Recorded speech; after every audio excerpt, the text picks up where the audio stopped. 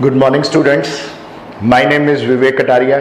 I am from the Great Mentor IELTS Institute, Dhuri. ਅੱਜ ਦੀ class ਹੈ active passive.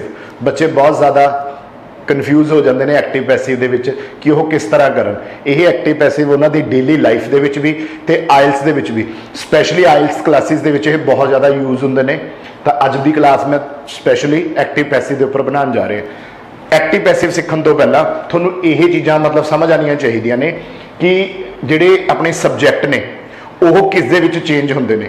ਜਿਵੇਂ ਮੈਂ ਗੱਲ ਕਰਾਂ ਵੀ आई किस दे विच चेंज होएगा, मी दे विच चेंज होएगा। आई दा ऑब्जेक्ट की बन गया मी, वी दा ऑब्जेक्ट की बन गया अस, दे दा ऑब्जेक्ट की बन गया them, ही दा ऑब्जेक्ट की बन गया him, she दा ऑब्जेक्ट की बन गया her, यू दा यू च ही रह जाएगा, यू किसी च नहीं चेंज होएगा, यू दा ऑब्जेक्ट यू च रह जाएगा। सेम उसी तरह इट दा ऑब्जेक्ट की रहेगा इट। और जे कोई नेम आ गया राम शाम तो वह कदे चेंज नहीं होएगा, सेम नेम आ जाएगा एज इट इज। ओके, पहला तुहानूं ये चीज़ां लर्न होनियां चाहिए ने, फिर तुसीं एक्टिव पैसिव कर सकते हो। हुण मैं तुहानूं दसदा भी मेन मोटिव की है अपना एक्टिव पैसिव का। एक्टिव पैसिव दे विच सिर्फ एक्टिव दे विच जिहड़ा मेन काम करने वाला हुंदा ओह कौन हुंदा, ओह हुंदा सब्जैक्ट। अगर मैं तुहानूं गल कहां अपनी डेली रूटीन दे विच आपां इस तरह बोलदे हां कि मैं तुहानूं पढ़ा सकदा हां। मैं अगर पैसिव दे विच कहना चाहां तो मैं किस तरह यूज करूंगा, तुहानूं पढ़ाया जा सकता है मेरे द्वारा। सेंटेंस वही है, उहदा जिहड़ा वे है वो चेंज हो गया। होप तुहानूं समझ आ रहा होगा कि मैं की कहना चाह रही हूं। हुण आपां कर रहे हैं मोडाल्स वाला। मोडाल्स किहड़े किहड़े हुंदे ने? Modals can, may, must, will, shall, could, would, should, might, has to, have to और हैड टू। अगर हैज दे नाल टू लग गया, हैव दे नाल टू लग गया और हैड दे नाल टू लग गया तो ये मोडाल्स हो गया बेटा। और उस तो बाद ऑट टू, यूज्ड टू ते नीड। एक्टिव दे विच हमेशा वर्ब दी फर्स्ट फॉर्म लगी हुंदी है। यही इहदी पहचान है भी सेंटेंस दे विच जदों मोडाल्स दे नाल वर्ब दी फर्स्ट फॉर्म लगी होवे तां ओह की है, एक्टिव है। मैं तुहानूं एक एग्जांपल देके समझाना। अगर मैं सेंटेंस कहा आई कैन कैच हिम तो इसका की मतलब बनया, मैं उसनूं पकड़ सकता हाँ। हुण इहनूं मैं दूसरे तरीके नाल किवें कहूंगा, उसनूं फड़िया जा सकता है मेरे द्वारा। तो इस तरीके नाल इहदी जिहड़ी फॉर्मेशन है वो यही है। सब तो पहला ऑब्जेक्ट आ गया, सारा जिहड़ा भी काम सीगा ऑब्जेक्ट दा वो अगे आ गया। उस तो बाद जिहड़ा मोडाल्स है, अगर सेंटेंस दे विच कैन है तो कैन आ जाएगा, कुड है तो कुड आ जाएगा। उस तो बाद अपने वालों तुसीं बी लगानी है। फिर उस तो बाद वर्ब की किहड़ी फॉर्म लगानी है, थर्ड। ये पैसिव दा रूल है। अपने उरे बी क्यों लगाया, क्योंकि मोडाल्स दे नाल हमेशा वर्ब की फर्स्ट फॉर्म लगी हुंदी है, इस करके असीं अपने वालों मोडाल्स दे नाल की लगा लिया, बी लगा लिया। और वर्ब की किहड़ी फॉर्म लग गई, थर्ड फॉर्म। तो आपां नूं याद रखना है पैसिव दे विच आपां ने हमेशा बी लगा के अगर वर्ब की थर्ड फॉर्म लगाने तो वह पैसिव है। कुछ बच्चे ये समझ लेंदे ने कि अगर सेंटेंस दे विच बाय दिता होया तो वह पैसिव है। नहीं, ऐदा दा कुछ नहीं हैगा। आपां ने कोई क्रैम नहीं करना, बस आपां ने ये देखना कि बी लगा के अगर थर्ड फॉर्म लगी हुई है तो वह पैसिव है। जिवें मैंने सेंटेंस तुहानूं ऑलरेडी एग्जांपल दी सी, आई कैन कैच हिम, तो हिम दा की बन गया, देखो हिम दा मैंने दस्सिया होया तुहानूं, मतलब ऑब्जेक्ट की बन गया ही च, तो की आ गया ही। मोडाल्स किहड़ा दिता होया, कैन। उस तो बाद अपने वालों मैंने की लगाता, बी। और मैनू फॉर्म ऑफ वर्ब आनियां जरूरी ने, जिहड़ी मैंने तुहानूं अपनी फर्स्ट क्लास दे विच कहा सीगा भी कैच दी थर्ड फॉर्म किहड़ी हुंदी है, कॉट। हुण अपने वालों मैंने की लगाता, बाय। आई दा की बन गया ऑब्जेक्ट, देखो मी।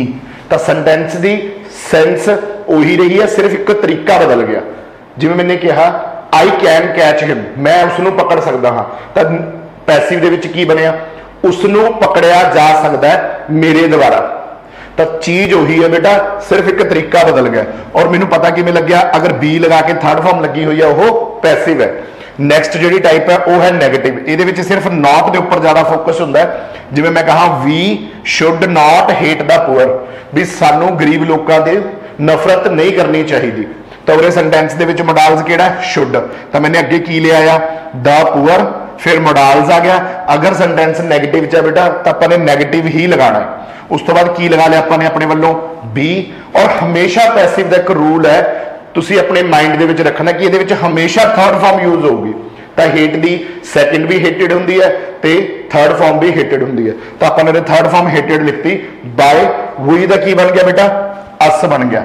देखो मैंने उरे लिखा होया है कि वही का की चेंज हो जाता अस दे विच, तो सेंटेंस बन गया सानू गरीब लोगों नू दी नफरत नहीं करनी चाहिए, तो सेंटेंस बन गया गरीब लोगों नू नफरत नहीं की जानी चाहिए साडे द्वारा, तो यह सेंटेंस की बन गया नैगेटिव। अगर मैं गल करा इंटैरोगेटिव दी, जिवें मैंने कहा will you inform the police, की तुसी पुलिस नू सूचित करोगे, तो हुण पैसिव सेंटेंस किवें बनूगा की पुलिस नू सूचित किया जा सकता है तुहाडे द्वारा, तो ऑब्जेक्ट की है राजे पुलिस, तो उरे की लग गया विल उहदे मूहरे आ गया जिवें उरे पहला लग्या होया सी, तो अगे की आ गया द पुलिस, जिवें मैं तुहानूं कहा सी नेम है तो नेम दा नेम रह जाएगा, उस तो बाद अपने वालों की लगाया बी, उस तो बाद थर्ड फॉर्म आ गई इनफॉर्म दी इनफॉर्म्ड, उस तो बाद बाय लग गया यू दा सेम की रह गया यू। तो आपां एक गल समझ ली भी इंटैरोगेटिव दे विच हेल्पिंग वर्ब अगे आ जाएगा और ऑब्जेक्ट तो बाद बी लगा के वर्ब दी थर्ड फॉर्म लगेगी बेटा, वही अपना पैसिव है भी की पुलिस नू सूचित किया जाएगा तुहाडे द्वारा, यह है पैसिव। होप तुहानूं समझ आ गया होएगा।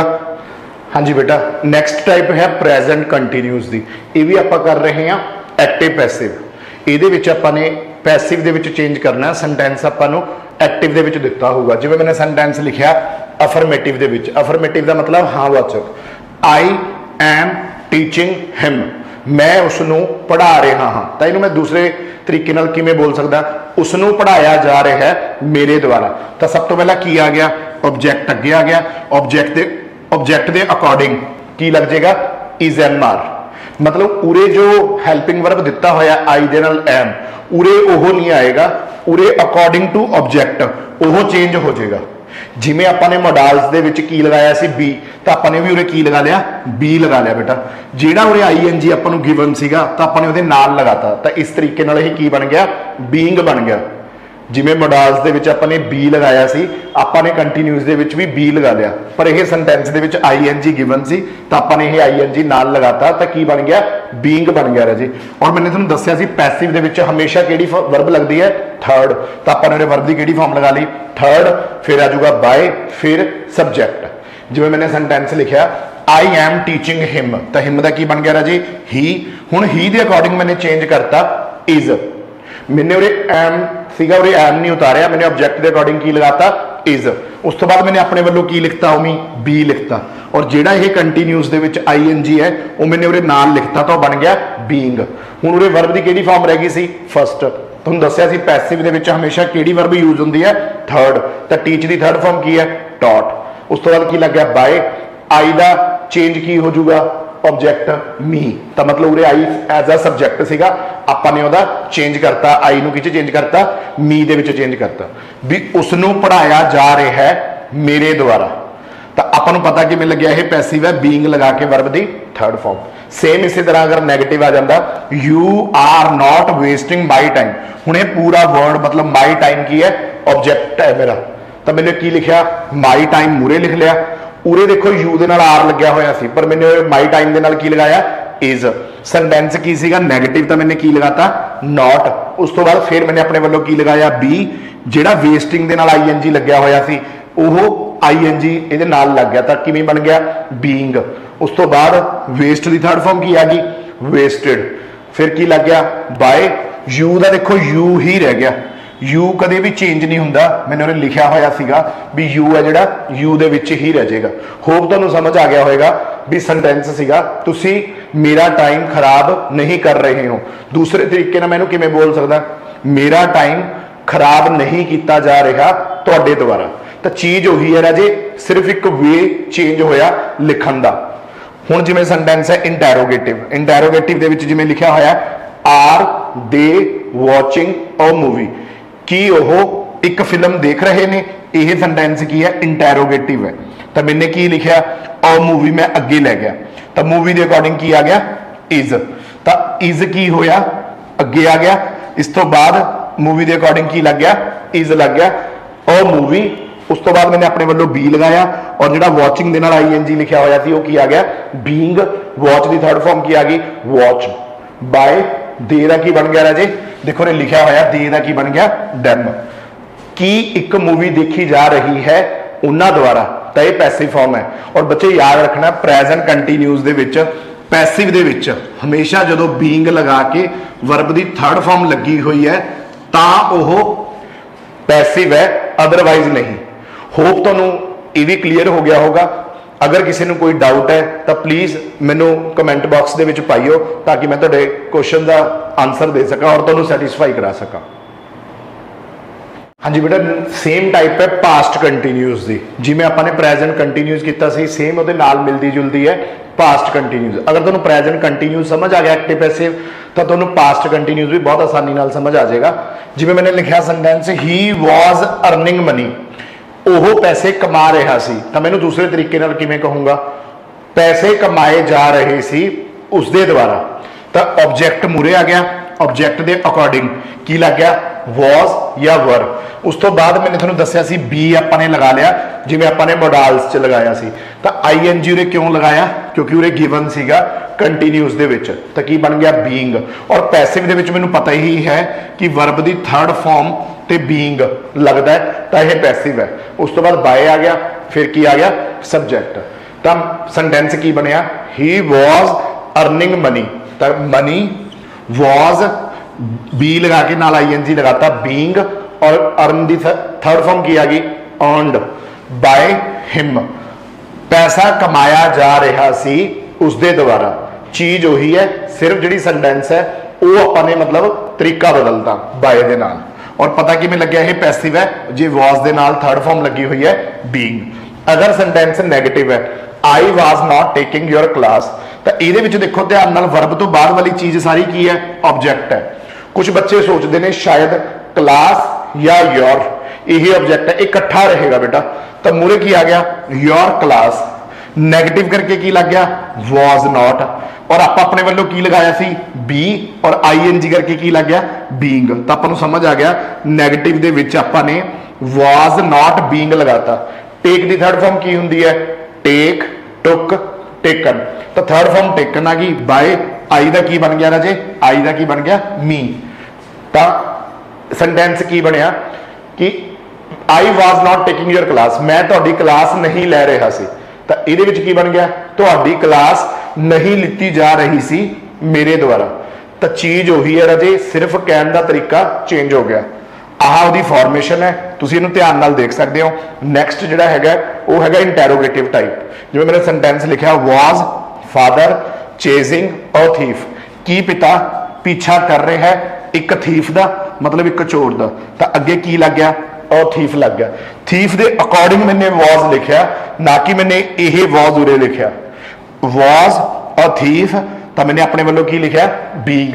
बीइंग क्यों आया, मैंने लिखा था बी सीगा, कंटीन्यूस करके की लग गया बीइंग। तो चेज की थर्ड फॉर्म की लग गई चेज्ड बाय, उरे फादर एक नाउन सीगा तो अपने सेम उमें लिखता फादर। की चोर का पीछा किया जा रहा है फादर द्वारा, मतलब पिता द्वारा। तो यह सेंटेंस पैसिव हो गया। मैनू किवें पता लग गया, जो मैंने बीइंग लगा के थर्ड फॉर्म लगाई, मतलब तो यह मेरा पैसिव हो गया। इस चीज़ के उपर तुसीं ध्यान देना है, जिहड़े मैंने हाईलाइट किए हुए हैं। तो यही मेरी फॉर्मेशन की है वॉज वर, ऑब्जेक्ट, फिर बीइंग, फिर वर्ब दी थर्ड फॉर्म, फिर बाय, फिर सब्जेक्ट। होप तुहानूं समझ आ गया होगा। अगर तुहानूं कोई डाउट है तो कमेंट बॉक्स दे विच जरूर लिखो, मैं उसका आंसर जरूर दूंगा। मैं Vivek Kataria the great mentor IELTS institute Dhuri तो साडा सेंटर आयल्स PT ते स्टडी वीज़ा दे विच डील करता है। तुहानूं किसी तरह का भी कोई डाउट है तुसीं मेरे सेंटर नूं विजिट कर सकते हो, मैनूं इस नंबर पर कॉल कर सकते हो। मेरा नंबर है 9569357176। अगर तुसीं इन्हां दिनां दे विच साडा सेंटर ज्वाइन करते हो, आयल्स ते PT की कोचिंग लैंदे हो, तो इस दे नाल तुहानूं 3000 वर्थ की जिहड़ी ग्रामर क्लासेस ने वो बिल्कुल फ्री मिलणगियां, और तुहानूं 2 दिन की फ्री डैमो प्रोवाइड की जाएगी। अगर तुसीं सैटिस्फाइड हुंदे हो तां तुसीं एडमिशन करवा सकते हो। साडा इंस्टीट्यूट बस स्टैंड के नेड़े है, जिहदे नाल बच्चों नूं आउण जाण दे विच कोई प्रॉब्लम नहीं आती, तो उन्हां दा जिहड़ा टाइम है वो बच जाता है और अपनी स्टडी दे विच लगा सकते हैं। Thank you.